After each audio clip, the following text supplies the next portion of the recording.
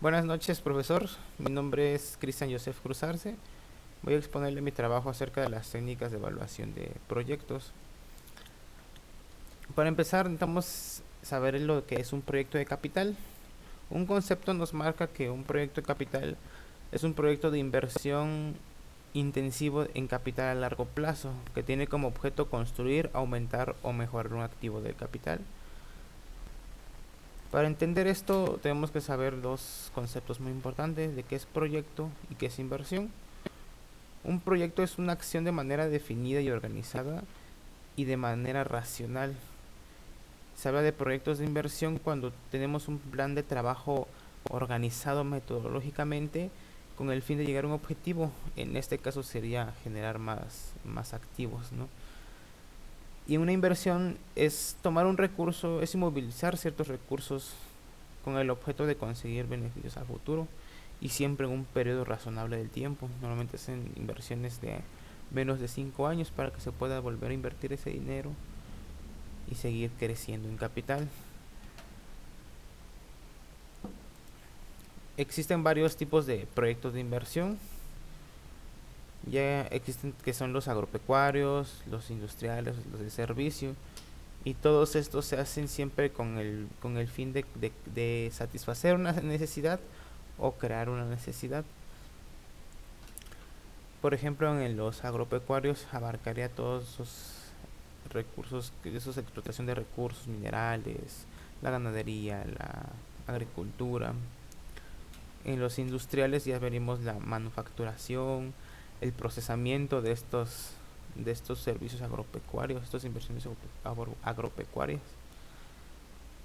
Y ya en los servicios ya estamos satisfaciendo las necesidades ya terciarias, se podría decir así, que ya podrían ser el internet, el teléfono, los hospitales, toda esa clase de servicios para la comunidad. Normalmente siempre son para dar un bien de vivienda o un bien de salud.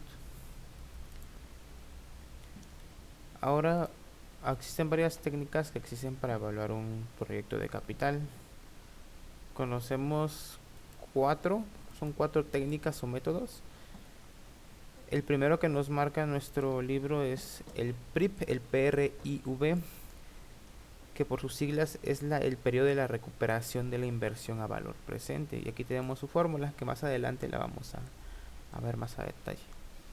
Está el TIR, que es la TIR, perdón, la TIR, que es la tasa interna de rendimiento.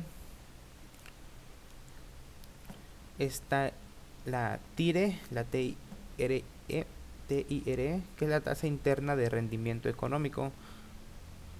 Y el BAN, que es el valor actual neto, que es el que actualmente más se ocupa. Dentro de estas técnicas hay técnicas simples y técnicas complejas. En sí no lo menciona específicamente cuáles son las simples, cuáles son las complejas, pero las que son las que están viendo aquí, que son las de BAN, que es valor actual neto, tengo entendido que es la técnica simple y realmente es muy sencillo obtener con esta fórmula. Ya las que son un poquito más complejas, las técnicas complejas sería la tasa interna de rendimiento económico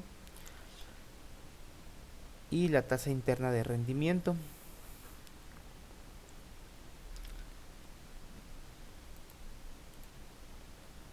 Y las diferencias entre estas es que normalmente las simples son más rápidas de hacerse, como les había dicho, pero no nos dan una información concisa o tan analítica del proyecto, de la inversión, para poder tomar una decisión en concreto para ver si vamos a abordarla o si vamos a continuar con ella. Y los métodos complejos, dependiendo de cuál se elija, tiene sus ventajas y sus desventajas. Normalmente las ventajas es que nos da un método más, una información más analítica del hacia dónde va nuestra inversión y si va en buen camino. Nos da un análisis de rentabilidad del proyecto, del valor que va a tener a través del tiempo, de una manera más precisa. Y una desventaja podría ser que suelen ser un poco complicadas de entender o de interpretar para algunas personas. Como siguiente punto tenemos el peso a través del tiempo.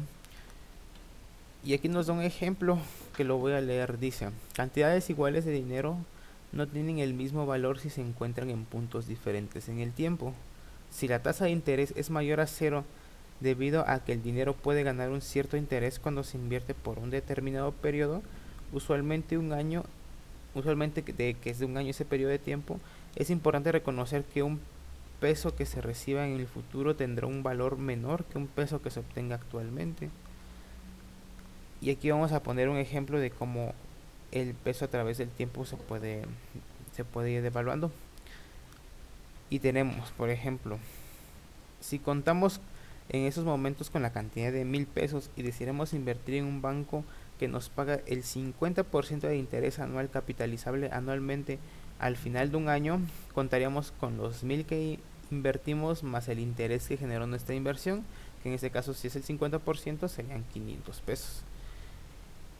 Esto nos daría un total de 1500 pesos de acuerdo con la fórmula de interés compuesto que tenemos aquí. Y aquí nos pone una fórmula de matemáticas financieras que vimos en semestres pasados, que dice que Fn es igual a Fo por 1 más I a la n, en donde Fn corresponde al monto futuro, Fo a monto inicial, y a la tasa de interés por periodo, y n el número de periodos. Y si sustituimos Fn va a ser nuestro monto futuro. Entonces, como decía la fórmula, Fo, que va a ser el monto inicial, que fueron los 1000 pesos que invertimos, más 1, que eso ya viene dentro de la fórmula, más 50, que es el porcentaje que nos había mencionado anteriormente, que fue la tasa de interés, que se sustituye por I, a la 1, que va a ser el periodo de tiempo, que en este caso es un año. Nuestra inversión solo fue anualmente. Y tenemos que tener un valor futuro de 1500.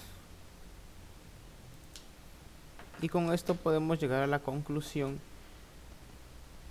que es que nuestra moneda que nuestro índice de inflación para el año que se realizó la inversión de nuestros 1000 pesos también fue del 50%, ya que si tomamos en cuenta que los 1500 que ahora pertenecen al valor futuro, podríamos comprar la misma cantidad de bienes que cuando nuestra inversión o nuestro valor inicial eran de 1000 pesos. O sea que ahora un peso del pasado valdrían 1.50 en el futuro. Y en ese caso nos estaba diciendo que la moneda ya se había devaluado. Es por eso que el dinero vale más antes que después, hablado de términos del tiempo.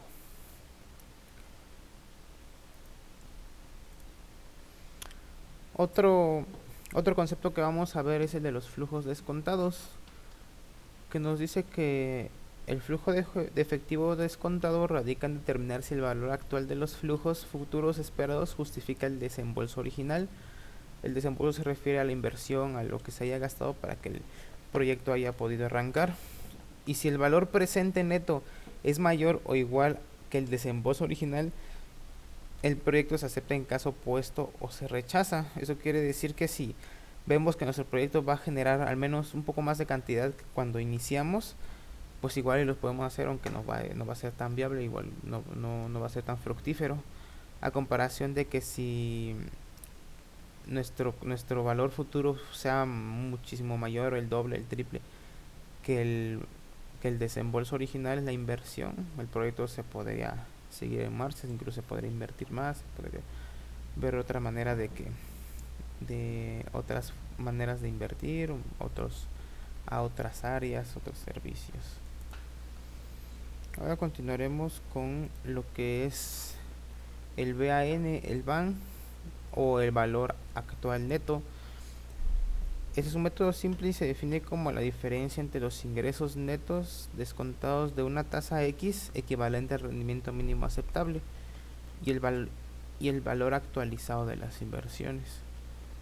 Y su fórmula es esta, que dice que el valor actual neto es igual al valor presente inicial menos el valor presente ajustado. Eso es lo que nos va a dar. Ahora aquí tenemos un ejemplo que nos pone donde tenemos los siguientes datos: que la inversión neta es de menos 10.000, es lo que gastamos al inicio. Nuestro flujo de efectivo anual va a ser de 5.000 y nuestra vida útil del proyecto van a ser 5 años. A 5 años tenemos que ver si funciona o no. Y nuestra tasa esperada de inversión va a ser del 30%. Y aquí tenemos una tabla donde nos desglosa año por año, y ahí empezamos con nuestros 10.000 de inversión, que aparece como un pasivo, como menos nuestro factor del 30%, que en este caso va a ser 1, y nuestro flujo descontado, que sigue siendo la misma cantidad, pero es lo que utilizamos. Y empezamos con el primer año. Como nos decía aquí el problema, nuestro flujo de efectivo anual van a ser 5.000. Ganamos más 5.000 el primer año a un factor del 30%. Nos queda que si multiplicamos 5.000 por 0.769 nos da un total de 3.845, y esto se va reduciendo a nuestro flujo descontado. Ahora ya no debemos los 10.000, ahora son ya recuperamos 3.845. Ahora en el segundo año volvemos a ganar los mismos 5.000, pero ahora se reduce, ya que ahora nuestro flujo descontado es menor.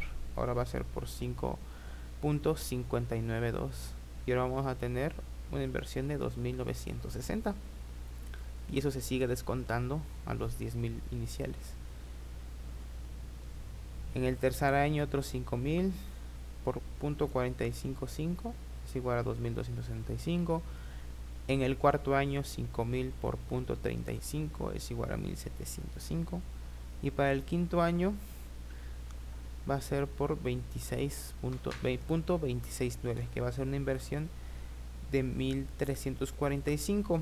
Que ahora, si sumamos todos nuestros ingresos, nuestra inversión, nuestras ganancias, perdón, nos va a dar un total de 12.175. Que ahora, si lo comparamos como nos dice la fórmula, nuestro valor inicial eran 10.000 menos el valor presente ajustado, nos damos cuenta que ahora se va a hacer de 12.175. Si lo restamos nos va a dar un total de 2.175, y ese va a ser nuestro valor actual neto, que es lo que se pone aquí en el ejemplo. Y vemos que en efecto es correcto. Se comprueba que la fórmula es correcta. Ahora vamos con el TIR. El TIR es la tasa interna de rendimiento. Es la TIR por sus siglas, es la tasa interna de rendimiento, y es aquella tasa de descuento que es igual al valor presente de los ingresos con el valor presente de los egresos. Y aquí tenemos su fórmula, que es la que se encuentra aquí, que donde vamos a poner arriba va a ser va a ser nuestra inversión. Ahorita vamos a ver un ejemplo cómo se va a aplicar la fórmula, y va a ser, quedamos que iba a ser nuestra tasa de interés por a la n, que va a ser nuestro periodo de tiempo. Ahora vamos al ejemplo. Esto nos dice que se tiene un proyecto con una inversión de 200.000 y con flujos de ingresos netos de 60.000 durante 5 años. Nos pide que averigüemos, que descubramos, encontremos cuál es la tasa interna de rendimiento. Y para esto primero necesitamos sacar nuestro valor, nuestra constante de I, que ese es, que quedamos que era la tasa de interés. Y ahora dividimos 200 entre 60, nos da que es a un 3.3, que es equivalente al 15%. Y si lo sustituimos al 15%, nos da que 200.000, que va a ser nuestro valor inicial, nuestra inversión, sustituimos que, como dice la fórmula, vamos a poner nuestra inversión, nuestras ganancias, nuestros ingresos netos, que son 60,000, a los periodos de tiempo. Miren, 200,000 va a ser igual a 60,000 entre de 1 más 0.15, que es la tasa de interés, a la n, que en ese caso va a ser el primer año. Después va a ser lo mismo, pero n va a cambiar a 2, que va a ser el segundo año, tercer año, cuarto año, quinto año. Esto nos da un total de cada suma del primer año van a ser 52,174. Del segundo año van a ser 45,369. Al tercer año van a ser 39,451. Al cuarto año va a ser 34,305 y para el quinto año van a ser 29,831. Y nos vamos dando cuenta que la tasa de la tasa interna de rendimiento va reduciéndose por cada año que va pasando. Y al final esto nos da un total de 2,130, que esa va a ser mi total de utilidad de ingresos netos totales durante los 5 años, que a comparación de mi inversión inicial nos da que tuvimos un ingreso o unas ganancias nada más de 1,130. Ahí son los que nos da a entender que pues no nos salió tan rentable el proyecto. O sea, sí ganamos, pero ganamos muy poquito a lo que invertimos inicialmente. Entonces como que no es tan factible. Únicamente recuperamos nuestro dinero y 1,130. Debemos haber buscado otra manera o tal vez nuevas técnicas. Se me olvidó mencionar las ventajas y las desventajas de cada método. Ahorita que estamos hablando del método, de este método de TIR, de la tasa interna de rendimiento, pues las ventajas de esta técnica, de este método, es que nos señala exactamente la rentabilidad del proyecto, así como vimos acá. Nos dijo exactamente cuánto va a ser su rentabilidad y ya vimos que no fue muy buena. Aquí tampoco es necesario tomar una tasa, determinar una tasa, así como en el costo del BAN. Y esto en general nos conduce a los mismos resultados que el BAN. Sin embargo, la rentabilidad interna considerada como tasa de reinversión de su valor, a diferencia del BAN, lo hace el costo del capital. O sea que con él se llegan al mismo resultado, solo que la rentabilidad interna se considera como una tasa de reinversión a lo que habíamos invertido. Y como desventaja, en algunos proyectos no existe solo una tasa interna, sino que varias, como vimos ahorita. Puede variar, sino que tanto cambios de signo como flujos, todo eso.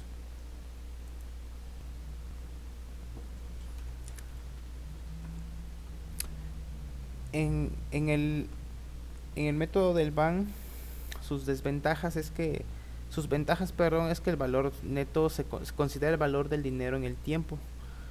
Su valor neto lo considera en un plazo de tiempo y nos indica la rentabilidad real de la inversión, si supera o no la rentabilidad exigible. Normalmente el BAN tiene que ser mayor o igual que 0. Y supone la comparación del flujo positivo o negativo sobre una misma base de tiempo.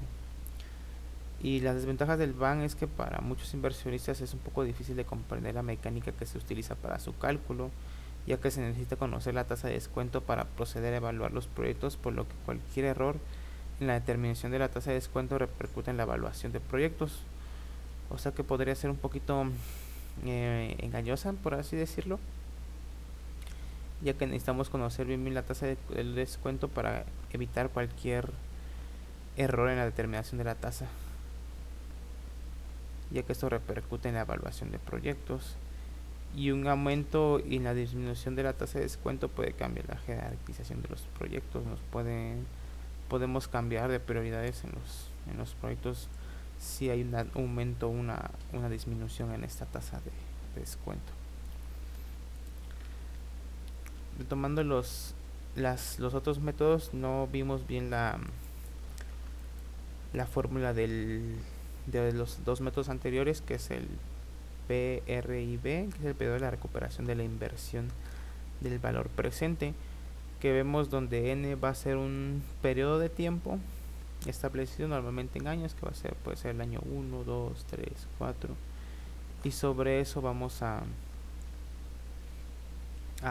sustituir el valor de n más el FAT, que es el flujo de efectivo acumulado descontado previo al año n.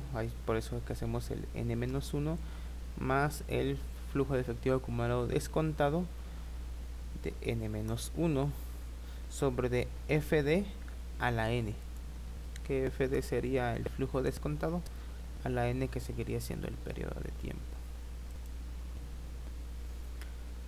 Continuando, ahora vamos con lo de los flujos descontados, que dice que el flujo de efectivo descontado radica en determinar si el valor actual de los flujos futuros esperados. No, eso ya, disculpe, eso ya lo dije.